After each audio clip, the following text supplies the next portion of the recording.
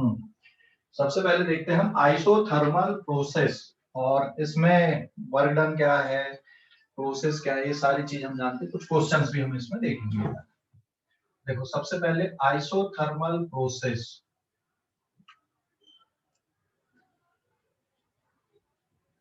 Isothermal process क्या होती है बेटा? आइसोथर्मल प्रोसेस बताओ। सबसे पहले पॉइंट इसमें, it is very slow process. It is very slow process. Isothermal process बहुत स्लो प्रोसेस होती है। It is very slow process. ठीक है। फिर आइसोथर्मल प्रोसेस में टेम्परेचर कांस्टेंट होता है ना, दूसरा पॉइंट। इस प्रोसेस में temperature remains constant. Second point ये आएगा, temperature T is constant. This implies that change in temperature is zero. तो आइसोथर्मल प्रोसेस में चेंज इन टेम्परेचर हो गया आपका zero. Temperature is constant, very slow process. तीसरे पॉइंट पे आते हैं हम इसके। इसमें जो लॉ लगेगा है ना, law applied for gas, law applied for gas, कौन सा लॉ लगेगा यहाँ पे? PV is equals to constant for n constant and temperature constant.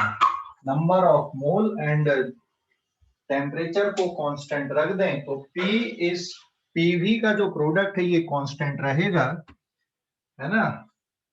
Ideal gas equation ही लगती है, जिसको आप कौन सा लॉ बोलते हैं यहाँ पे? दिस इज बॉयल्स लॉ, है ना। ये बॉयल्स लॉ है अगर हम नाम पे जाएंगे इसके। So it is P1 V1 is equals to P2 V2, या फिर PI VI is equals to PF VF, ये बन जाएगा। ये लॉ यहाँ पे अप्लाई करेंगे अपन। फिर आते हैं हम फोर्थ पॉइंट पे। आइसोथर्मल प्रोसेस में प्रेशर वर्सेस वॉल्यूम का जो ग्राफ होता है, इधर पे मैंने ले लिया प्रेशर, इधर पे ले लिया मैंने वॉल्यूम।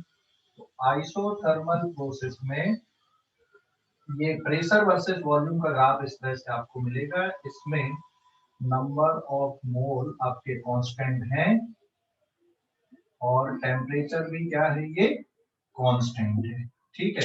इस ग्राफ की अगर हम स्लोप देखें तो इस ग्राफ की जो स्लोप आएगी, this is V not and this is P not, already किया हुआ है। तो आइसोथर्मल कर्व की जो स्लोप होती है किसके इक्वल है यहाँ पे? This is fifth point, slope of isothermal curve. Slope of isothermal curve मतलब tan theta, and that is equals to dp upon dv, and it is equals to minus p upon v। Already निकाला हुआ है, derive किया हुआ है, इसलिए मैं अब डेरिवेशन यहाँ पे नहीं बता रहा हूँ। ठीक है। आइसोथर्मल कर्व की स्लोप किसके इक्वल है? माइनस पी अपॉन वी के इक्वल होती है। ठीक है। फिर isothermal bulk modulus, six point. Isothermal bulk modulus of gas, bulk modulus of gas. देखो बल्क मॉडुलस का फार्मूला होता है minus of dp upon dv upon v। ये क्या रहता है यहाँ पे? Pressure, change in pressure upon volume strain. So it is compressive stress, या फिर आप इसको कंप्रेसिव स्ट्रेस बोल सकते हो, या volumetric stress upon volumetric strain. ये फार्मूला बेसिकली ये है। This is volumetric stress divided by volumetric strain. Volumetric strain, है ना, ये बल्क मॉडुलस है। और माइनस साइन क्यों लगा हुआ है यहाँ पे? अगर प्रेशर बढ़ेगा तो वॉल्यूम डिक्रीज होगा, और अगर प्रेशर डिक्रीज होगा तो वॉल्यूम इंक्रीज होगा। Bulk modulus is never negative. Bulk modulus negative quantity नहीं है। And bulk modulus is always positive quantity, ये पॉजिटिव क्वांटिटी होती है। तो अब इसमें देख सकते हो, therefore isothermal bulk modulus of gas will be given by minus of dp upon dv into v मैं कर दूं तो यहाँ पर से देखो dp upon dv किसके बराबर, माइनस p बाई v के बराबर है। It is minus p upon v into v, volume से वॉल्यूम वाला टर्म कैंसिल हो गया।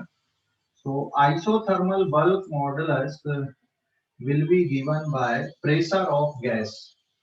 तो जो प्रेशर रहता है यही आइसोथर्मल बल्क मॉडुलस होता है गैस का। ठीक है, isothermal bulk modulus of gas is equals to pressure of gas. Gas का प्रेशर ही आइसोथर्मल बल्क मॉडुलस है। ठीक है, ध्यान रखना, isothermal bulk modulus of gas is equals to pressure of gas, remember this. ठीक है, स्क्रीनशॉट लो इस पेज का।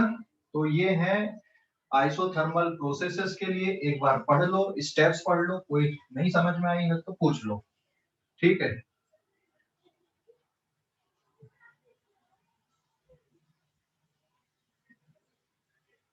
समझ गए क्या?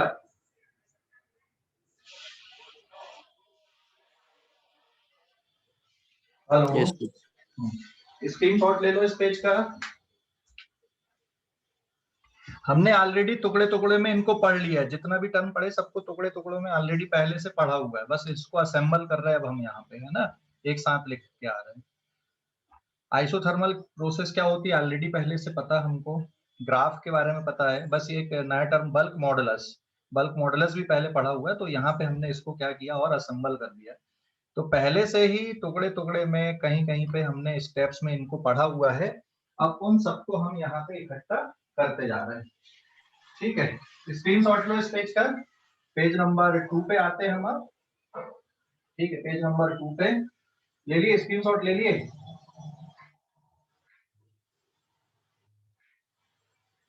Yes sir. नेक्स्ट है पेज नंबर 2, पॉइंट नंबर 7।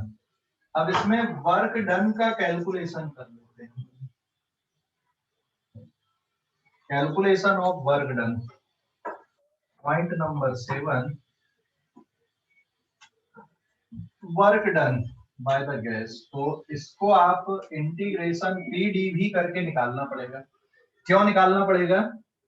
क्योंकि प्रेशर यहाँ पे कांस्टेंट नहीं है ना, pressure is not constant, pressure constant नहीं है, इसलिए आपको इसको इंटीग्रेट करके ही निकालना पड़ेगा। जैसे मान लो कोई गैस आइसोथर्मली एक्सपांड हो रही है या फिर कंप्रेस हो रही है। ठीक है, यहाँ पे ये गैस लिया मैंने एंड इट इज एक्सपांडेड और कंप्रेस आइसोथर्मली। ठीक है, तो टेम्परेचर कांस्टेंट है but pressure and volume is not constant here. तो प्रेशर चेंज होके P1 से या Pi से चेंज होके Pf हो जाएगा, वॉल्यूम Vi से चेंज होके Vf हो जाएगा। और यहाँ पे क्योंकि जो लॉ लगेगा Pi Vi is equals to Pf and Vf आपका लॉ यहाँ पे लगेगा, that is Pi upon Pf is equals to Vf upon Vi, है ना। एंड देन इस पे सिंस जो लॉ है आपका Pv is equals to constant and that is equals to nRT, तो मैं प्रेशर को रिप्लेस कर दूं तो ये फार्मूला रिड्यूस हो जाएगा nRT अपॉन v में।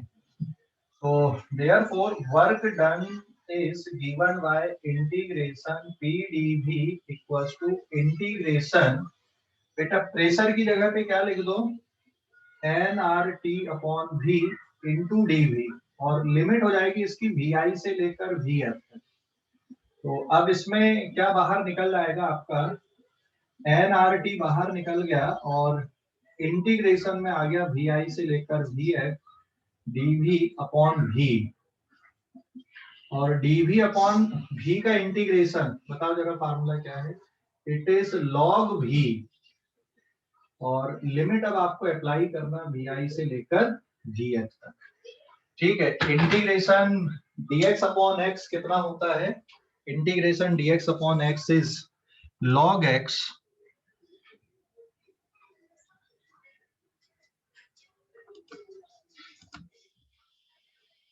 ठीक है। तो ये सिंप्लीफाई करने पे आप इसको ऐसा लिख सकते हो, और यहाँ पे मैं लिख दूं एक formula, integration dx upon x it is log x, natural log x होता है ना, इसलिए मैंने ये लिख दिया। सो वर्क डन का फार्मूला आ गया आपका nRT log vf minus log vi। अब log की प्रॉपर्टी लगा दो, तो it is nRT log vf upon vi। तो ये वर्क डन आ गया आइसोथर्मल प्रोसेस में। तो मैं पूरा फाइनली सिंप्लीफाई करके लिख दूं, it is nRT log vf upon vi।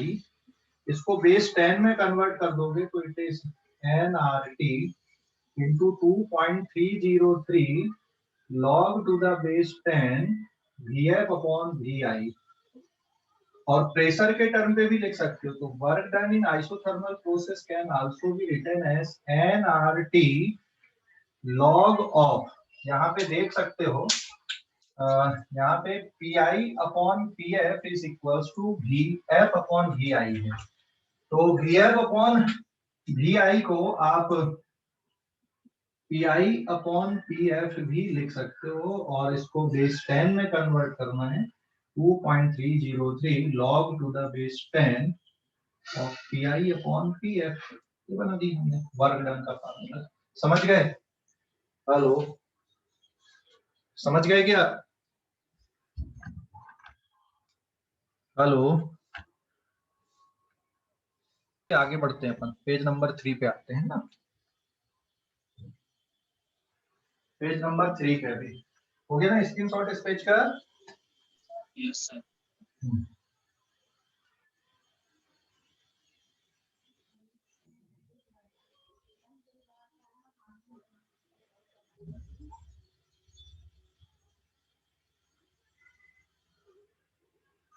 Now this is page number 3.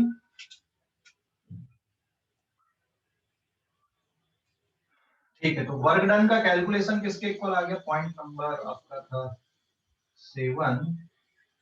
Work done in this process is nRT log vf upon vi।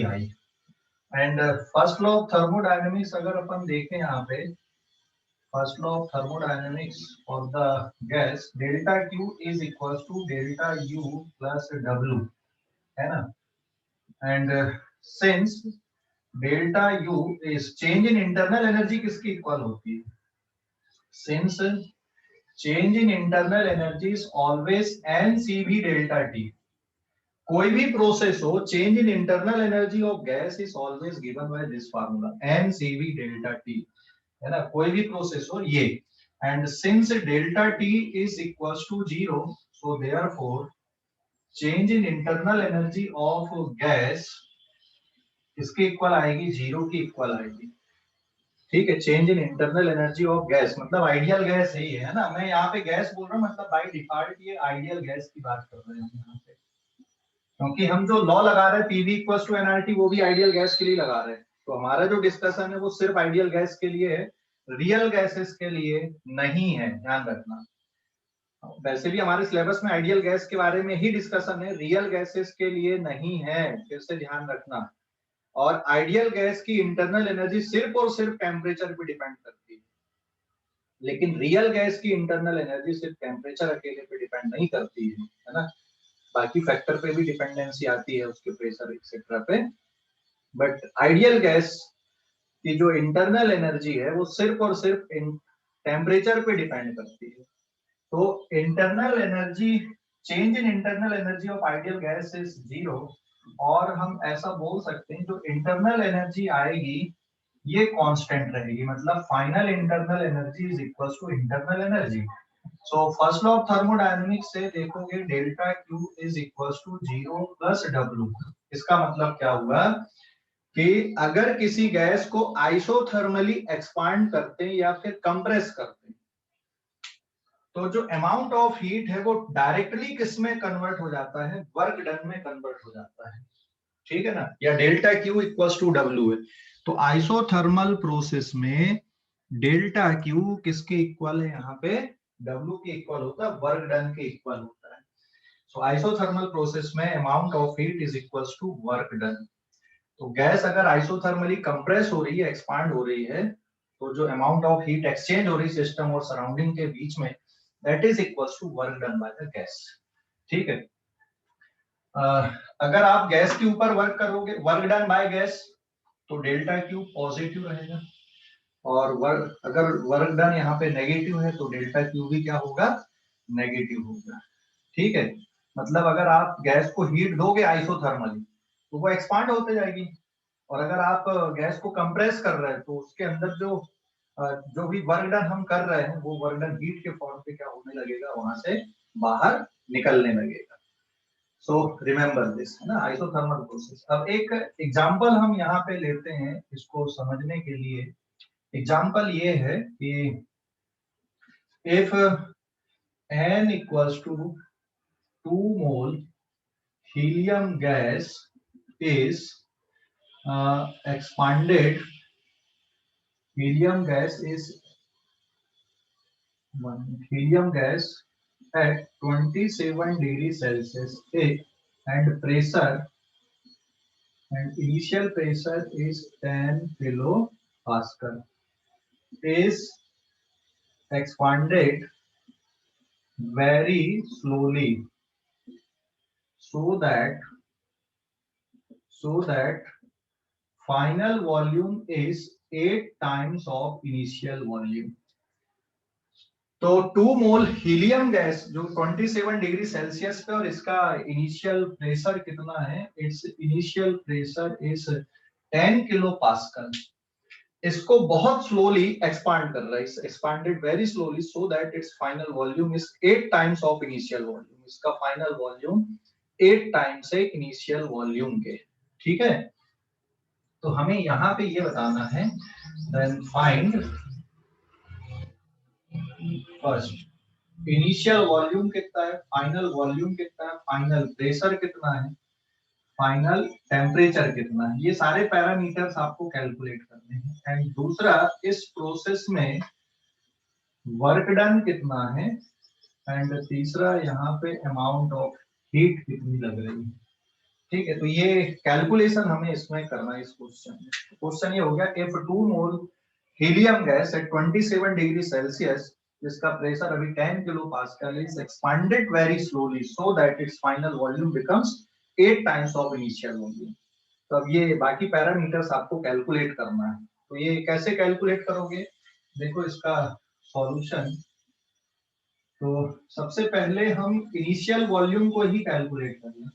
Since PV equals to nRT आप apply कर दो, तो initial volume is nRTI upon PI। So therefore initial volume becomes number of mole कितने यहाँ पे 2 मोल, gas constant की value 8.314। सारे data मैं SI सिस्टम पे ले रहा हूँ, है ना, all the data are in SI system. ये 2 मोल, सर हाँ सर मैं री एंटर हूँ। हाँ ठीक है, 8.314 जूल पर मोल पर केल्विन, एंड टेम्परेचर कितना हो गया, initial temperature is 300 kelvin, and initial pressure is 10 kilo pascal, 10 into 10 to the power 3 pascal. So all the data are in SI system. तो इसको जब भी सॉल्व करोगे तो इसका जो आंसर आएगा आपका वो मीटर क्यूब पे आ जाएगा, ठीक है। So this is their initial volume. अब फाइनल वॉल्यूम, फाइनल वॉल्यूम बहुत आसान है। फाइनल वॉल्यूम के लिए आपको कुछ करना ही नहीं है क्योंकि क्वेश्चन में ऑलरेडी दिया हुआ है। इनिशियल वॉल्यूम आपने निकाल लिया, so therefore final volume is 8 times of initial volume. इसको कैलकुलेट कर लो, इसका जो भी आंसर आएगा ये फाइनल वॉल्यूम पता चल जाएगा, 8 टाइम्स मल्टीप्लाई कर दो। अब प्रेशर निकाल लेते हैं। अब इसमें ये देखो ये कौन सी प्रोसेस है, क्वेश्चन में प्रोसेस नहीं लिखा है। तो इनिशियल वॉल्यूम पता चल गया, फाइनल वॉल्यूम पता चल गया, बट आपको फाइनल प्रेशर भी निकालना है। फाइनल टेम्परेचर भी निकालना है, लेकिन यहाँ पे प्रोसेस का नाम नहीं दिया है, लेकिन इसमें एक वर्ड यूज कर दिया है, is expanded very slowly. Expanded very slowly, इसका मतलब ये कौन सी प्रोसेस है? तो यहां पे जाएगा since gas is expanded very slowly, therefore temperature T is constant. Temperature T constant रहेगा, मतलब आइसोथर्मल प्रोसेस है and it is 27 degree Celsius. तो अब इसमें आपके पास में आ जाएगा PI VI is equal to PF VF। तो final pressure will be VI upon VF into PI, and question में दिया हुआ है VF अपॉन VI इज 8, तो ये वाली वैल्यू आ जाएगी आपकी 1/8 and initial pressure is 10 kilo pascal. So ये आपका फाइनल प्रेशर निकल गया। और अब वर्क डन, तो work done will be given by, isothermal process में वर्क डन होता है nRT log VF upon VI। तो number of mole two, gas constant की वैल्यू 8.314, और यहाँ पे टेम्परेचर आपको लेना पड़ेगा, डिग्री सेल्सियस पे नहीं लेना, एक कॉमन मिस्टेक होती है, डिग्री सेल्सियस पे टेम्परेचर नहीं लोगे, टेम्परेचर आपको केल्विन में लेना पड़ेगा। So it is 300 kelvin and log of VF upon VI it is 8। ठीक है, ये कैलकुलेट हो गया एंड आंसर आपका जाएगा जूल में, क्योंकि सारा डेटा आपने एसआई सिस्टम से लिया हुआ है। लॉग 8 log of 2 की पावर 3, तो 3 log 2, तो 3 into 2.303 log to the base 10 of 2, और log to the base 10 of 2 की वैल्यू ये log to the base 10 of 2 की वैल्यू 3 into 2 करूँ यहाँ पे, सॉरी 2.303, और log to the base 10 of 2 होता है 0.3010। तो ये हो सकता है क्वेश्चन पे गिवन हो log 8 की वैल्यू या log 2 की वैल्यू, फिर प्रॉपर्टी यूज करके आप इसको सॉल्व कर लो, और नहीं तो फिर ऐसा दिया रहेगा, नहीं भी दिया रहेगा तो भी आप सॉल्व कर सकते हो। log 2 log 3 की वैल्यू याद रखा करो, बहुत शुरुआत में पढ़े थे हमने बेसिक मैथ्स जब पढ़ रहे थे। ठीक है, तो log 2 log 3 की वैल्यू याद रखा करो। डेटा कुछ इस तरह का कि जैसे log 8 है, तो हो सकता है कि आपको क्वेश्चन में log 2 की वैल्यू मेंशन हो, तो ऐसा नहीं कि आप log 2 की वैल्यू दी और आपका आंसर log 8 में आ रहा तो आप निकाल नहीं पाओगे, log की प्रॉपर्टी नहीं दिया रहेगा, वो हमको करना है। ठीक है, तो log 8 को आप इस तरह से सिंप्लीफाई कर सकते हैं। ठीक है, तो ये क्वेश्चन का डिस्कशन ऐसा है। अभी अमाउंट ऑफ हीट सप्लाई, तो ये देखो फर्स्ट लॉ ऑफ थर्मोडायनेमिक्स यहाँ पे आप लगाओगे, delta Q is equal to W होता है, तो जितना वर्क डन आएगा यही वर्क डन किसके इक्वल रहेगा, यहाँ पे अमाउंट ऑफ हीट सप्लाई के इक्वल रहेगा। ठीक है, स्क्रीनशॉट लो इस पेज का, और कोई डाउट है तो बोलो अभी इस पे। सर ना है, अगर ऐसी प्रोसेस है एक्सपांडेड वेरी स्लोली, वॉल्यूम बदल रहा है, तो बाय डिफॉल्ट आप इसको आइसोथर्मल मान लेना जब तक कुछ और ना बोले। ठीक है, समझ गए अभी कि नहीं? Yes sir. जब तक कुछ नहीं बोला जाता है तो इसको बाय डिफॉल्ट आपको आइसोथर्मल मान लेना। अगर कुछ बोल दिया कि इस प्रोसेस को ऐसा नहीं ये लेना है, मान लो बोल दिया कि इट इज आइसोबेरिक प्रोसेस, तो फिर आपको आइसोबेरिक के हिसाब से चलना पड़ेगा। ठीक है, या बोल दिया कि भाई pressure remains the constant during this expansion, तो बात ही खत्म हो गई फिर। ठीक है, यस। स्क्रीनशॉट ले लो इस पेज का, अगले पेज पे जा रहा है, पेज नंबर 4 पे। ये हो गई आइसोथर्मल प्रोसेस के बारे में। अब आइसोकोरिक एंड आइसोबेरिक प्रोसेस बहुत छोटी छोटी प्रोसेस है, उसमें ज्यादा कुछ डिस्कशन का रहता नहीं। स्क्रीनशॉट लो, हो गया? सर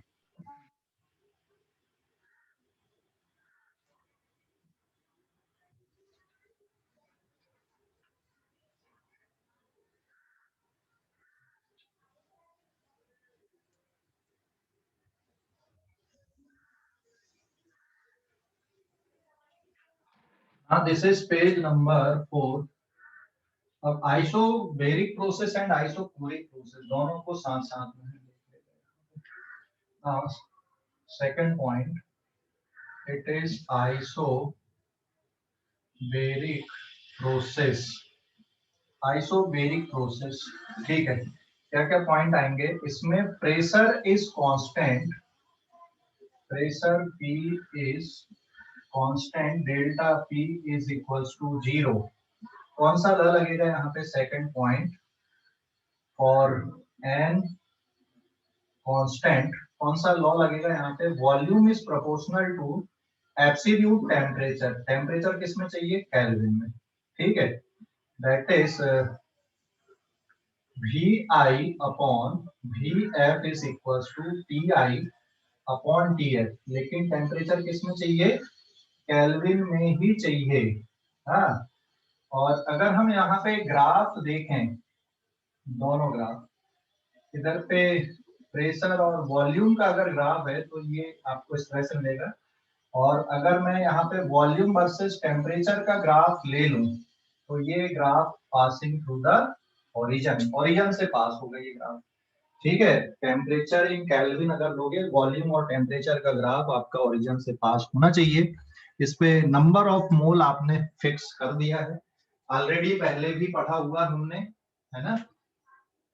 तो ये वाले ग्राफ की स्लोप, क्योंकि यहाँ पे थीटा 0 है तो इस ग्राफ की स्लोप 0 आएगी, then theta is equals to 0, but इस ग्राफ की स्लोप 0 नहीं है, that tan theta is equals to V by T and it is n R upon P के इक्वल आएगा।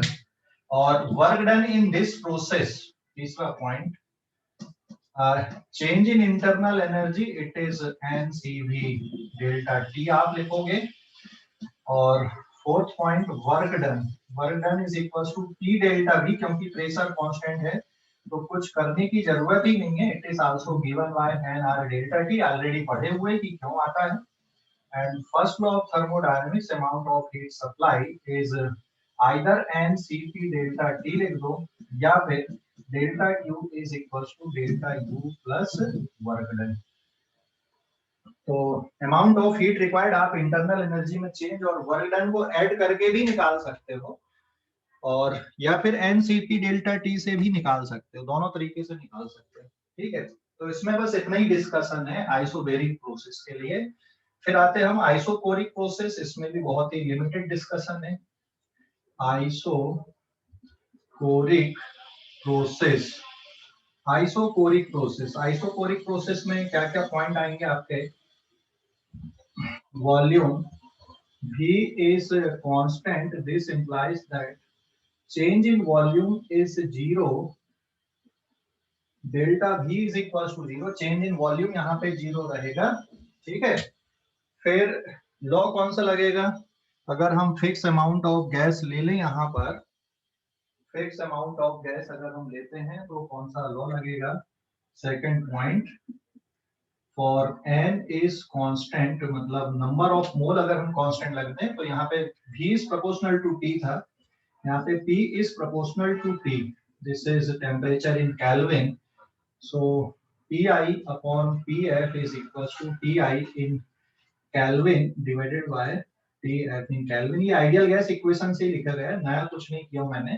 एंड प्रेशर वर्सेस वॉल्यूम का जो ग्राफ आएगा, इधर पे P और इधर पे T इन केल्विन, और प्रेशर वर्सेस वॉल्यूम P और V का जो ग्राफ है, तो P और V का ग्राफ ऐसा आएगा parallel to volume pressure axis, और इसका ग्राफ आएगा ओरिजिन से पास होने वाला, ठीक है। तो यहाँ पर की जो स्लोप है, यहाँ पे theta is equals to 90 degree है, तो स्लोप इज इनफाइनाइट, और यहाँ पर की जो स्लोप आएगी it is P by T, या फिर आपका हो जाएगा NR अपॉन V के बराबर, ठीक है।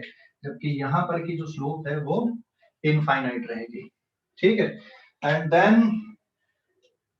इंटरनल एनर्जी में चेंज, इंटरनल एनर्जी में चेंज आएगा कि नहीं आएगा? बिल्कुल आएगा। इंटरनल एनर्जी में चेंज का फार्मूला, थर्ड पॉइंट आपका, चेंज इन इंटरनल एनर्जी, ये किसके इक्वल रहेगी? इंटरनल एनर्जी में चेंज NCV डेल्टा T, हमेशा एज यूजुअल लिखो। और work done, fourth point, work done आएगा कि नहीं, work done is P delta V, क्योंकि वॉल्यूम में चेंज है नहीं तो वर्क डन आपका आ जाएगा 0, सो P into 0, 0 work done. And first law of thermodynamics अगर आप लगाते हो for an ideal gas, sorry for the gas, delta Q is equals to delta U plus W, so delta Q is equals to delta U plus 0।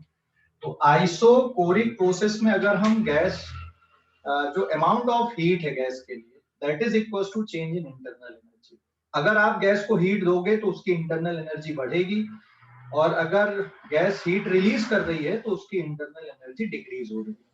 Isochoric process पे ध्यान रखना, ठीक है। This is the isochoric process, volume constant रखेंगे अपन। और isobaric process pressure constant रख लो, तो ये कहानी होती है। तो this is for isobaric process and isochoric process. कोई डाउट है तो बोलो, स्क्रीनशॉट ले लो, देख लो अभी स्टेप्स को और screen. Next page number 5, adiabatic process, ठीक है। Page number 5, adiabatic process.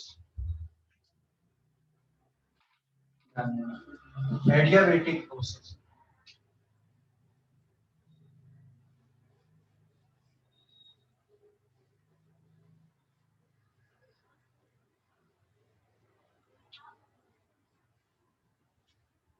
now this is page number 5, adiabatic process।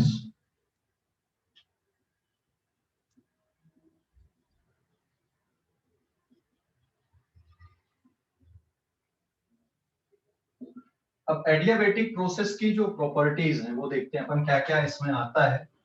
सबसे first point, it is very fast और सडन प्रोसेस। ये बहुत फास्ट प्रोसेस होती है, सडन प्रोसेस होती है। इट इज वेरी फास्ट और सडन प्रोसेस, ध्यान रखना, ठीक है।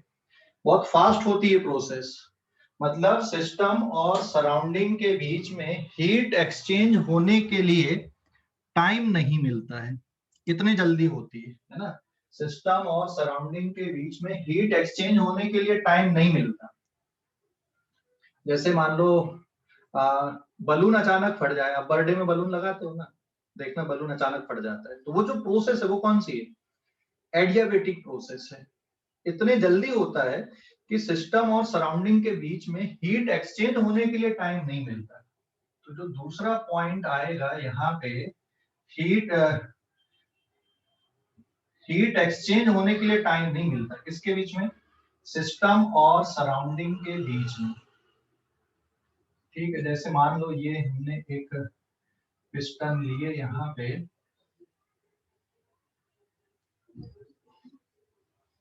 एक सिलेंडर लिए और इसके अंदर मान लो गैस भरी हुई है।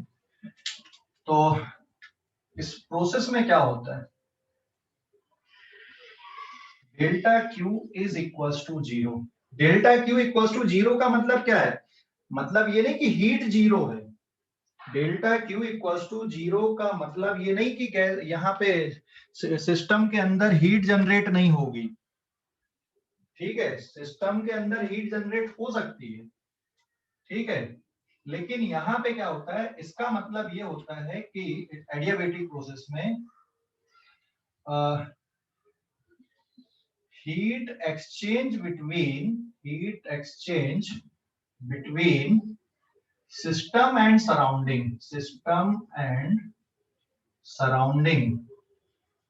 is 0। सिस्टम और सराउंडिंग के बीच में हीट एक्सचेंज नहीं होती। इसका मतलब ये नहीं कि गैस में अंदर हीट जनरेट नहीं होगी, यहाँ पे अंदर हीट जनरेट होगी।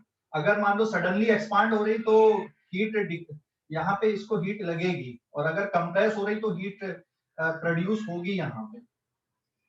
लेकिन वो जो हीट यहाँ पे प्रोड्यूस हो रही है या लग रही है, जहां से भी वो आ रही है, वो बाहर एक्सचेंज नहीं होगी, सराउंडिंग के साथ एक्सचेंज नहीं होगी। तो एडियाबेटिक प्रोसेस का मतलब ये नहीं है कि हीट प्रोड्यूस नहीं होती। एडियाबेटिक प्रोसेस का मतलब है कि सिस्टम और सराउंडिंग के बीच में हीट का एक्सचेंज नहीं होता, ठीक है, ये ध्यान रखना। एडियाबेटिक प्रोसेस का मतलब है no heat is exchange between system and surrounding, heat produce होती है सिस्टम पे, ठीक है। एडियाबेटिक प्रोसेस का मतलब ये नहीं है कि हीट प्रोड्यूस नहीं होगी, ठीक है। एडियाबेटिक प्रोसेस का मतलब क्या है कि सिस्टम और सराउंडिंग के बीच में हीट का एक्सचेंज नहीं होगा, ठीक है। अगले पॉइंट पे आते हैं, पेज नंबर सॉरी पॉइंट पे, पॉइंट नंबर 3 पे जो लॉ लगेगा यहाँ पे, adiabatic law for gases, adiabatic law for ideal gas और आइडियल गैस, जिसमें नंबर ऑफ मोल को आपको कांस्टेंट रखना है। तो एडियाबेटिक लॉ ना 3 तरह से मैंने बताया था, प्रेशर और इस पे PV इक्वल्स टू nRT, तो ये लगेगी, ये तो इक्वेशन ही होती है हमेशा आइडियल गैस इक्वेशन के लिए, बट जो लॉ यहाँ पे यूज होगा एडियाबेटिक लॉ, एडियाबेटिक लॉ किस तरह से यूज होता है यहाँ पे, इसके 3 पार्ट है। P into V to the power gamma is constant, pressure into volume की पावर गामा इज कांस्टेंट, तो इसको आप PI VI की power gamma is equal to PF VF to the power gamma आप लिख सकते हैं, ठीक है। दूसरा आप यहां से एक और मैंने बताया था, एक और तरीका था कि प्रेशर को इलिमिनेट कर दो, तो ये फार्मूला आ जाएगा T1 V की power gamma minus 1 is also constant, और अगर हम वॉल्यूम को एलिमिनेट कर दें यहाँ पर से, तो ये फार्मूला बनेगा T1 minus gamma and T की power gamma is also constant. तो एडियाबेटिक लॉ ये है जिसमें गामा का मतलब होता है Cp upon Cv, adiabatic constant. So this is the adiabatic law, और ये फर्स्ट लॉ ऑफ थर्मोडायनेमिक्स से डिराइव हुआ है ये एडियाबेटिक लॉ। तो ये आइडियल गैस इक्वेशन के लिए जो एडियाबेटिक लॉ है आप उसको इस तरह से लिखोगे एडियाबेटिक लॉ को। फिर हम आते हैं इसके ग्राफ पे, प्रेशर वर्सेस वॉल्यूम का जो ग्राफ है इसका, और इसकी स्लोप अगर हम देखें, it is now pressure and volume, तो जो ग्राफ है ये भी बिल्कुल आइसोथर्मल प्रोसेस जैसा ही है, लेकिन यहाँ पर इस ग्राफ की स्लोप ऑलरेडी पढ़े हुए हमने, डिराइव भी किया हुआ, it is V not and it is T not. तो इस ग्राफ की जो स्लोप आएगी, स्लोप मतलब tan थीटा, ठीक है। तो इस ग्राफ की जो स्लोप है that is equal to dP upon dV।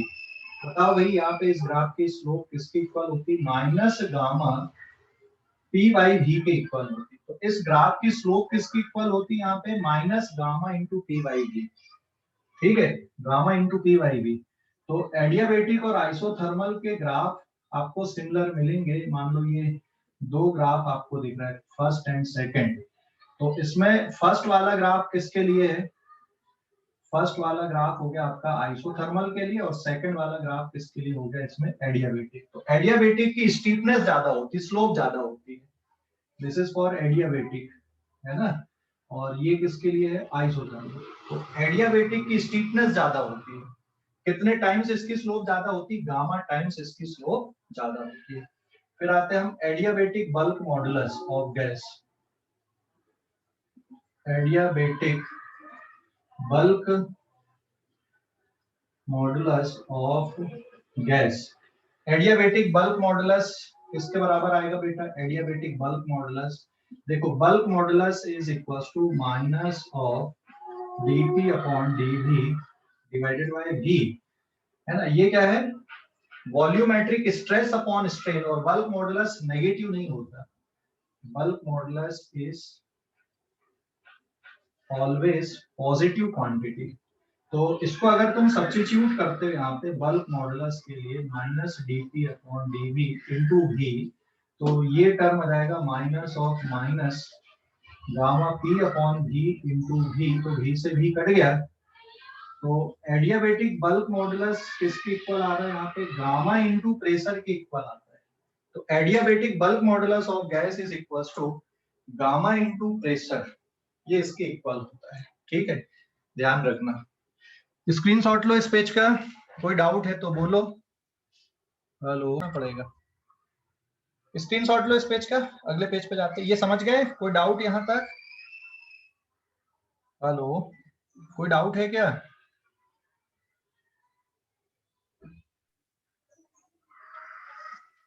अब वर्क डन के कैलकुलेशन पे आते हैं। हाँ, calculation of work done, page number 6 है।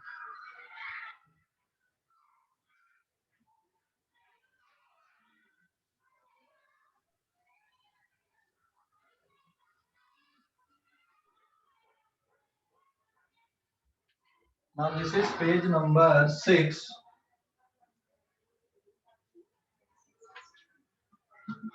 वर्क डन, पॉइंट नंबर कौन सा है?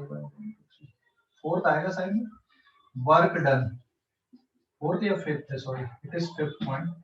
वर्क डन, हाँ, एडियाबेटिक प्रोसेस में वर्क डन। तो वर्क डन निकालने के लिए क्या करोगे आप? Since delta Q is equal to delta U plus W, ये कहां से लिख दिया हमने? फर्स्ट लॉ ऑफ थर्मोडायनेमिक्स से लिख दिए। एंड सिंस यहाँ पे delta Q is equal to कितना है? 0। This implies that work done is equals to minus of change in internal energy।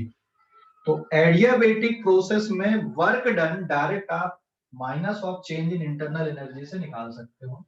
And since change in internal energy का जो formula है ये किसके बराबर होता है? N C V delta T के इक्वल होता है। Change in internal energy is always equal to n C V delta T. अब इसको मैं और डिफरेंट तरीके से लिखता हूं। हाँ, यहाँ पे अभी ध्यान देना, ये ऑलरेडी किया हुआ है। Cp minus Cv is equal to R and Cp upon Cv is equal to gamma. तो बेटा यहाँ पे Cp की जगह पे क्या लिख सकते हो? Gamma into Cv minus Cv is equal to R। इसमें Cv को कॉमन निकाल दो तो gamma minus 1 is equal to R। Already पहले भी बताया हुआ है मैंने। तो Cv की वैल्यू हो जाएगी R अपॉन गामा माइनस 1। ठीक है, so therefore work done is minus delta U minus of n Cv delta T। This implies that work done is minus n। Cv की जगह पे आप लिख सकते हो R upon gamma minus 1 into delta T। ठीक है, आप ऐसा लिख सकते हो इसको।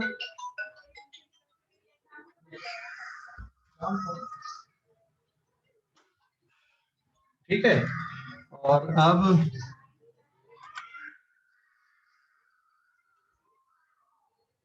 यहाँ पे आगे का कैलकुलेशन ये है, माइनस एन इंटू आर और इसकी जगह पे T F minus T I आप लिख दो डिवाइडेड बाय गामा माइनस 1। इसको और रीअरेंज कर दो, माइनस ऑफ ब्रैकेट के अंदर हम लिख सकते हैं n R T F minus n R T I whole divided by gamma minus 1। अब टी भी equals to n R T अगर इक्वेशन हम लगा दें, since P I V I is equals to n R T I and P F V F is equals to n R P F. ठीक है, तो ये equation किस में रिड्यूस हो जाएगी? आपकी amount of work done will be given bye, यहाँ पर एनआरटीएफ की जगह पे क्या लिख सकते हो आप? P F V F minus P I V I whole divided by gamma minus 1। और रीअरेंज कर सकते हो, तो और रीअरेंज अगर हम कर दें तो it is P I V I minus P F divided by gamma minus 1। So remember this, work done का फार्मूला ये इस तरह से बनेगा यहाँ पे। ठीक है, वर्क डन का फार्मूला एडियाबेटिक प्रोसेस में इस तरह से बनेगा। आप इसको ना इंटीग्रेट करके भी कर सकते हो, बट मैंने यहाँ पे सीधे सीधे इंटरनल एनर्जी में चेंज लेके कर दिया। इंटीग्रेट करके भी वर्क डन आप निकाल सकते थे। ठीक है, स्क्रीनशॉट लो इस पेज का बेटा। इस पेज का स्क्रीनशॉट ले लो। समझ गए? कोई डाउट यहां तक? हेलो, कोई डाउट है क्या? अरे कोई डाउट है क्या? हेलो, कोई No, डाउट sir. है क्या? स्क्रीनशॉट ले लो इस पेज का।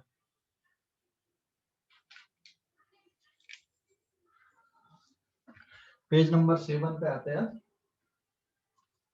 तो रिमेंबर दिस। हाँ, तो एक बात ध्यान रखो, वर्क डन का जो फार्मूला आएगा, अगर मान लो क्वेश्चन पे ऐसा दिया हुआ है P V की पावर गामा इज कांस्टेंट, तो वर्क डन आप डायरेक्ट ऐसा लिख सकते हो, या फिर pressure is proportional to V to the power minus gamma. मतलब आपको इंटीग्रेट करने की जरूरत नहीं है इस स्टेप को, आप डायरेक्ट ये फार्मूला ध्यान रखो आगे के लिए। अगर आपको इस तरह की इक्वेशन दी है, pressure is proportional to V to the power minus gamma, आप याद रखो ऐसा, उसका वर्क डन ये होता है सीधा सीधा। आपको इंटीग्रेट करने की जरूरत नहीं, ये एक शॉर्टकट बन गया। पावर कुछ भी हो, आप P I V I minus P F V F divided by gamma -1 कर दो, सीधा सीधा वर्क डन आपका निकल के आएगा। आपको इंटीग्रेट करने की इसमें जरूरत नहीं है, जो हमने शायद पिछली क्लास में किया था, है ना, आइसोथर्मल प्रोसेस के लिए वर्क डन, या उसके पहले कहीं पे किया था, कल ही किया था शायद, है ना। तो आगे से ध्यान रखो, अगर pressure is proportional to volume में पावर माइनस गामा से कंपेयर करके आप सीधे सीधे कर सकते हो, ध्यान रखना, ठीक है। स्क्रीनशॉट लो, अगले पेज पे जा रहे हैं, पेज नंबर 7 पे, है ना, पेज नंबर 7 पे जाते हैं। स्क्रीनशॉट ले लो इस पेज का, ले लिए? Hello, Yes, sir. अब इस पे एक इंपॉर्टेंट नोट हम देख रहे हैं यहाँ पे, पेज नंबर 7।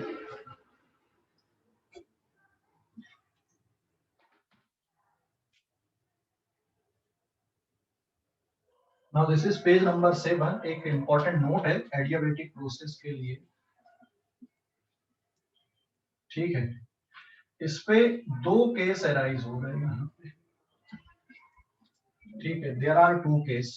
देखो, change in internal energy is equals to mCV delta T है, and for ideal gas internal energy is directly proportional to absolute temperature. तो delta U is equals to, adiabatic process की हम बात करें, delta U is equals to negative of work done, यहां पर भी वही आ जाएगा, delta U is equals to negative of work done. अब इसमें दो केस क्या ले रहा हूं मैं यहाँ पे, if work done is positive, work done is positive मतलब there is a adiabatic expansion of gas, ठीक है, there is a adiabatic expansion of gas. Gas में कौन सा एक्सपांशन हो रहा है, there is adiabatic expansion of gas. Adiabatic expansion मतलब वॉल्यूम इज इंक्रीजेस,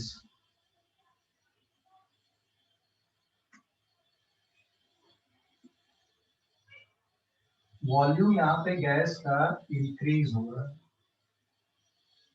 ठीक है।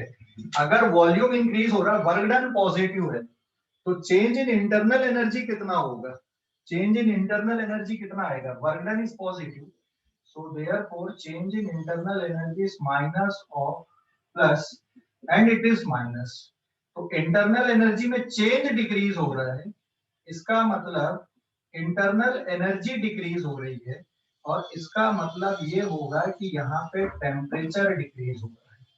तो एडियाबेटिक एक्सपांशन में गैस का जो टेम्परेचर होता है, ये क्या मिलेगा आपको, टेम्परेचर इज डिक्रीजेस।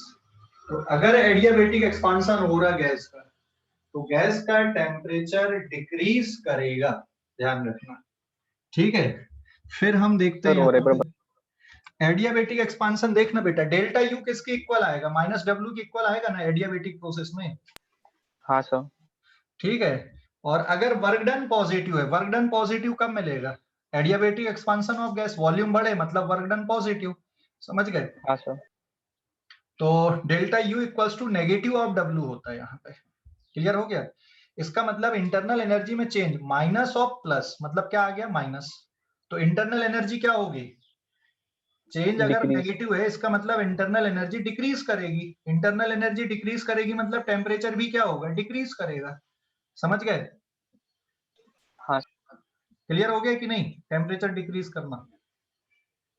हाँ सर क्लियर हो गया। हाँ, और अब दूसरा केस देखते हैं हम, if work done is positive, यहाँ पॉजिटिव था यहाँ पे नेगेटिव है, मतलब यहाँ पे हम बात कर रहे हैं एडियाबेटिक कंप्रेशन की, एडियाबेटिक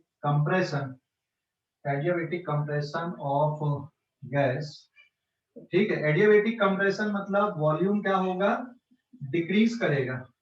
तो अगर किसी गैस को एडियाबेटिकली कंप्रेस करते हैं,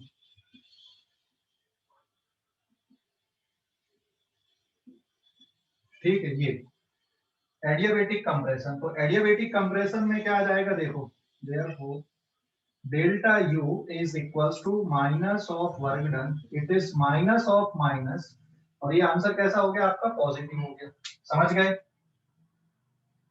हेलो, अरे समझ गए। Yes sir. इसका मतलब क्या हुआ है, इंटरनल एनर्जी इंक्रीज कर रही है कि डिक्रीज कर रही है, अब यहाँ पे इंक्रीज, तो गैस का टेम्परेचर भी क्या होगा, इंक्रीज करेगा, ठीक है। मतलब अगर एडियाबेटिक कंप्रेशन अगर हो रहा है तो temperature of gas is increases. क्यों इंक्रीज हो रहा है टेम्परेचर, क्योंकि अंदर हीट जनरेट हो रही, आप जो वर्क कर रहे हो वो हीट के फॉर्म पे इवॉल्व हो रहा है वहां पे, कंजर्वेशन ऑफ एनर्जी की बात करें ना हम, आपने वर्क किया तो वो एनर्जी कहाँ गई, हीट के फॉर्म पे इवॉल्व हुई और अंदर का टेम्परेचर बढ़ा, लेकिन हीट कहाँ पे नहीं आ रही है, सिस्टम और सराउंडिंग के बीच में हीट का एक्सचेंज नहीं है। तो ध्यान रखना, there is no exchange of heat between the system and surrounding, delta q is equals to 0 and temperature इसके कारण बढ़ा। ऐसे यहां पर भी सिस्टम और सराउंडिंग के बीच में हीट का एक्सचेंज नहीं है, delta Q is equal to 0 और टेम्परेचर डिक्रीज हुआ, आप कंप्रेस कर रहे हो, गैस के ऊपर वर्क कर रहे हो, ठीक है। तो सॉरी, यहाँ पे क्या हो रहा है, एक्सपांशन हो रहा है, गैस एक्सपांड हो रही है, गैस एक्सपांड अगर हो रही है एडियाबेटिकली, अगर गैस यहाँ पे एक्सपांड हो रही है तो गैस यहाँ पे वर्क कर रही है, गैस यहाँ पे वर्क कर रही है, तो कहां से कर रही है, वो हीट, जो उसकी हीट थी वही वर्क के फॉर्म पे कन्वर्ट हो रही है और उसके कारण यहाँ पे इसका टेम्परेचर डिक्रीज हो रहा है, समझ गए। तो एडियाबेटिक प्रोसेस का मतलब ये नहीं होता कि उसमें हीट जनरेट नहीं होगी, हीट जनरेट होगी, लेकिन वो हीट सिस्टम और सराउंडिंग के बीच में एक्सचेंज नहीं होती है, बस ये फर्क है, ध्यान रखना, ठीक है। समझ गया एडियाबेटिक प्रोसेस। हेलो, अरे भाई समझ गए या नहीं, हेलो, कोई डाउट बेटा इस पे किसी को, अरे कोई डाउट है क्या, स्क्रीनशॉट लो इस पेज का, एग्जांपल बता रहा हूँ, स्क्रीनशॉट ले लो जल्दी से।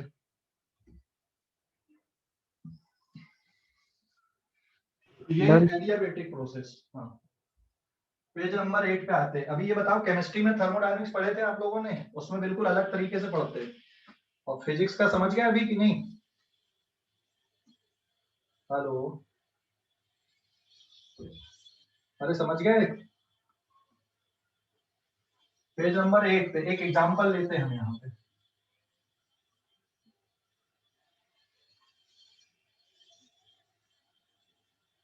Now this is page number 8, एक एग्जांपल मैं ले रहा हूँ यहाँ पे,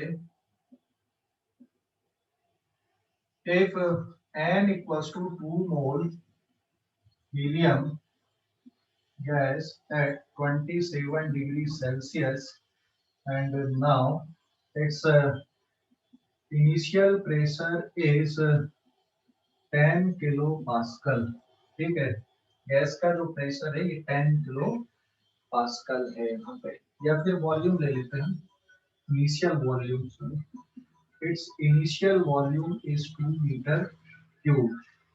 Now is expanded suddenly. Gas यहाँ पे सडनली एक्सपांड हो रही है ना, इज एक्सपैंडेड सडनली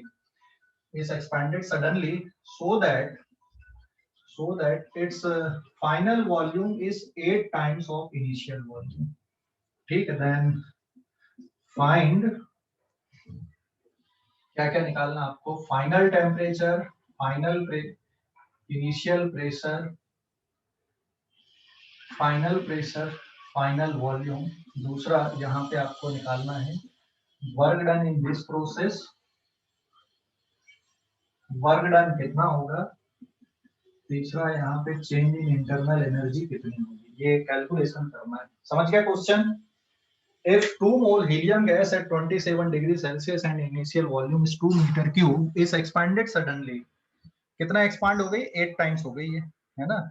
तो बाकी पैरामीटर सब यहाँ पे कैलकुलेट करना है। क्वेश्चन समझ गए? हेलो, क्वेश्चन समझ गए कि नहीं? क्वेश्चन समझ गए? Yes sir. तो अब इसको कैसे कैलकुलेट करोगे, देखो यहाँ पे एक वर्ड यूज कर दिया गया एक्सपांडेड सडनली। इसका मतलब क्या होता है बताओ जरा।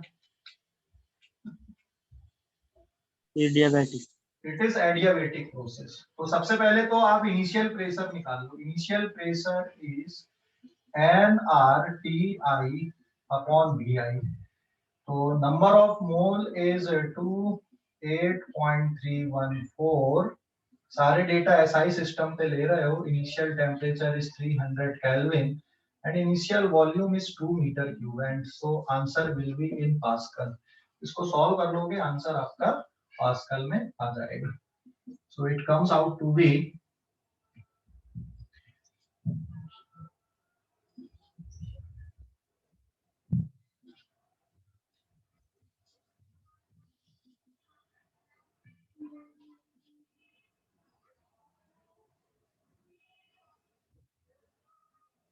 so this is the 2.5 into 10 to the power, आप देख सकते हो इट इज 2/3 पास्कल या 2.5 kilo pascal.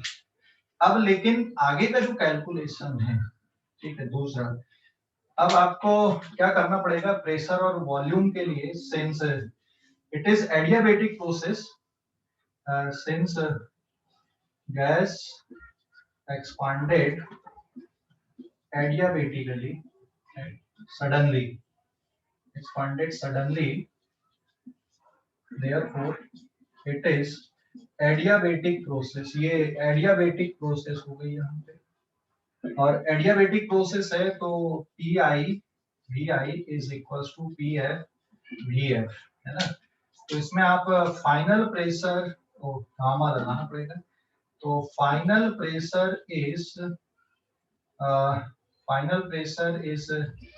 PI times VI upon VF power gamma. इसको और सॉल्व कर दोगे तो फाइनल प्रेशर आपका निकल के आ जाएगा PI इंटू, अभी VI अपॉन VF कितना लिखोगे, VI अपॉन VF कितना लिखोगे, 8 या 1/8? VI अपॉन VF कितना लिखोगे, 8 या 1/8? 1/8। It is 1/8 to the power gamma. अरे भाई देख, VF अपॉन VI हो गया 8, तो पलट के लिखना पड़ेगा ना, VI अपॉन VF है, और गामा कितना आएगा यहाँ पे, तो इट इज PI इंटू 1/2 की पावर 3। गामा कौन सी गैस है यहाँ पे, ये कौन सी गैस है, हीलियम गैस है। तो हीलियम मोनो एटॉमिक होती तो गामा की वैल्यू कितनी होती मोनो एटॉमिक के लिए, 5/3, बराबर है। सो इट इज नाउ 5/3, ठीक है। तो सॉल्व करने पे देखो बहुत इंटरेस्टिंग रिजल्ट आ गया यहाँ पे। ये 3 से ये 3 कट जाएगा, 1/2 की पावर 5। तो final pressure will B initial pressure upon 2 की पावर 5 मतलब 32, 1/32। सो फाइनल प्रेशर आपका 2.5 into 10 to the power 3 divided by 32 pascal. ये आ गया फाइनल प्रेशर, ठीक है। अब ऐसे ही आप टेम्परेचर के लिए निकाल लो, टेम्परेचर और वॉल्यूम के लिए जो इक्वेशन बनती है आपकी टी आई वी की power gamma minus 1 is equal to T F into V F की पावर गामा माइनस 1। तो final temperature is T I into V I upon V F power gamma minus 1। तो it is 300 kelvin, temperature absolute scale पे लेना, it is 1/8 और gamma minus 1 मतलब 5/3 minus 1। तो ये कितना बचेगा 2/। अभी समझ गए कि नहीं ये कैलकुलेशन? हेलो, अरे समझ गए? समझ गए कि नहीं? Yes sir. हाँ, स्क्रीनशॉट लो। टेम्परेचर भी निकल गया तुम्हारा, फाइनल टेम्परेचर निकल जाएगा कि नहीं अब इससे? फटाफट स्क्रीनशॉट ले लो।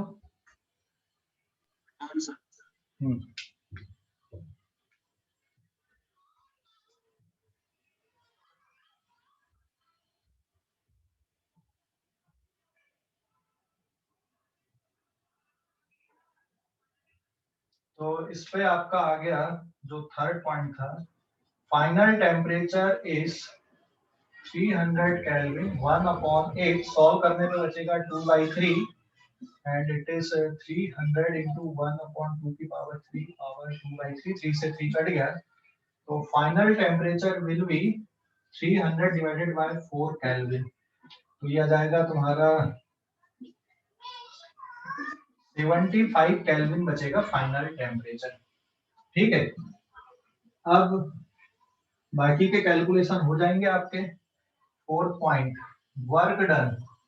सबसे पहले इंटरनल एनर्जी में चेंज निकाल लो जिससे ज्यादा आसान हो जाएगा। तो change in internal energy M C V delta T, number of mole 2, C V is 3/2 R and change in temperature 2 into 3/2 8.314, final temperature 75, initial temperature 300। तो चेंज इन इंटरनल एनर्जी आपका कैलकुलेट हो गया, ये 2 से 2 कट गया, it is 3 into 8.314 into यहाँ पे जाएगा -225 and this answer in joule. तो ये आ गया negative change in internal energy 8.314 into 225 into 3 and fourth point आ जाएगा वर्क डन। तो work done is equal to minus of change in internal energy, work done is plus of 8.314 225 into 3 joule. ये work done निकल गया। Okay calculation. और work done आप इससे भी निकाल सकते थे, तब भी यही आंसर आता। और work done will be given by P I V I minus P F V F whole divided by gamma minus 1। इससे भी आप निकाल सकते थे, यही आंसर आता है। या तो आप इंटरनल एनर्जी में चेंज से निकाल लो, ये ज्यादा आसान पड़ता है, चेंज इन इंटरनल एनर्जी से कैलकुलेशन। ठीक है, अरे भाई समझ गए कि नहीं?